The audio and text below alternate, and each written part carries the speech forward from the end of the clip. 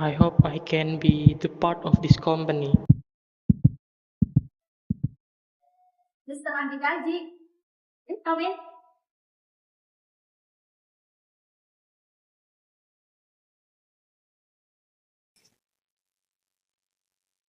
Thank you. Have a seat. Thank you.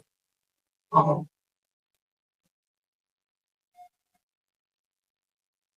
Okay. Good morning, Mr. Andikaji. Thank you for joining us today. Hope you didn't have any trouble finding our office. good morning, miss. Thank you for your time. The lesson was good. I just arrived fine. Great. Let's start with brief introduction. Could you tell us about yourself and your professional background?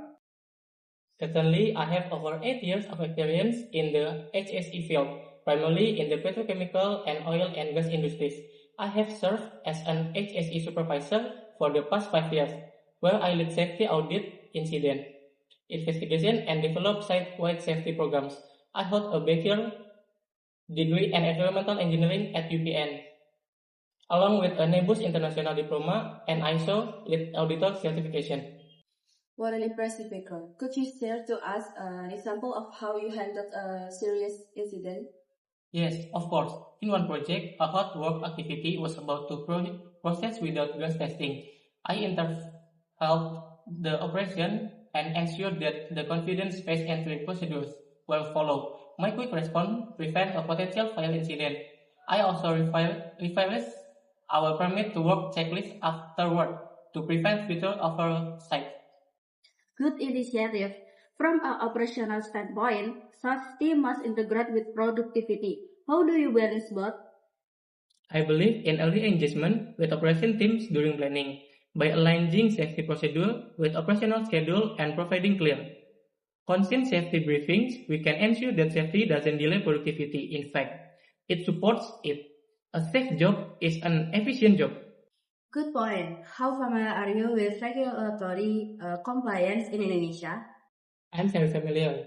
I regularly deal with Permenaker regulation, AMDAL requirement, and have coordinated with the Ministry of Environment and Manpower during inspection. I always ensure that both local and international standards were met. So, what is your approach to building a strong safety culture among contractors? First, I focus on onboarding setting expectation clearly from one day. Then I involve contractor in toolbox meeting, hazard identification exercise, and safety walks. Recognition of safe behavior is also key. When contractors feel involved and respect, they contribute positively to the culture. Do you have experience managing emergency drills? What scenario have you handled?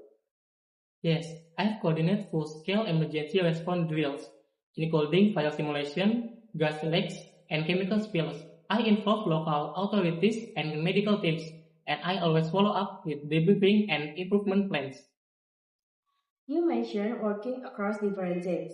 How would you deal with resistance to new HSE procedures? Resistance often comes from a lack of understanding. I address by this involving stakeholders early, explaining the purpose behind change, and showing data to support the new procedure. If needed, I provide refresher training and follow-up to ensure the adaptation.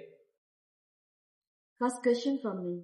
How do you handle high pressure situations? In high-pressure situations, I stay calm, prioritize tasks, and communicate clearly with the team. I follow emergency protocols and focus on ensuring everyone's safety first before addressing the root case. That's reassuring to hear. Do you have any question for us?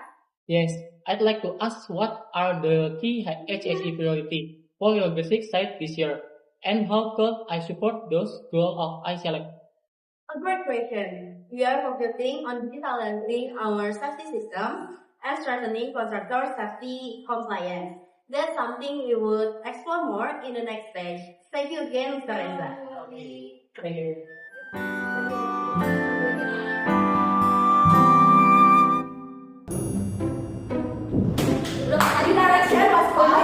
Good for him. How familiar are you with labor track? First, I focus on onboarding setting experience. Capek. Kok nggak di pause ini kocak? Gaming.